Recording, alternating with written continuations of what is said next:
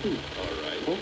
And that means, kailangan bigyan ng pondo yan, kailangan, kumbaga, when you say palakasin, we're talking about big ships, powerful weaponry, right? Kumbaga, yan yung gusto natin marinig sa kanya. At narinig na natin, ano? Kailangan lang i-emphasize, I would say, na dito tayo, ito yung objective natin. At meron na nga tayong tinatawag na self-reliant defense posture. Meron ng bill na nakasalang dyan, ano? Ipapasa na lang.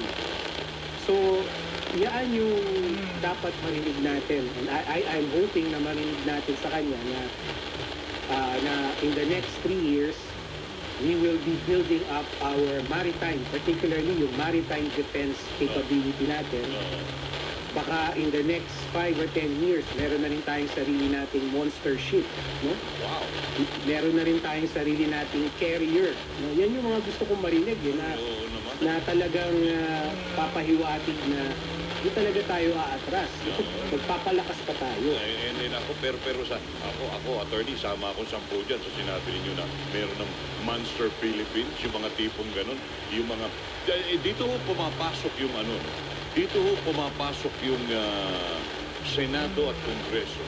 Because for me, parang kung hihintay natin na matapos ang termino ng Pangulo, medyo maiksi. Parang dapat ngayon pa lang, sa pag-uumpisa ng sesyon ng Kongreso ngayon, apurahin na yung budget, ano, para mas lalong palakasin ang ating, defense, the military, and in terms of exterior threats, di ba?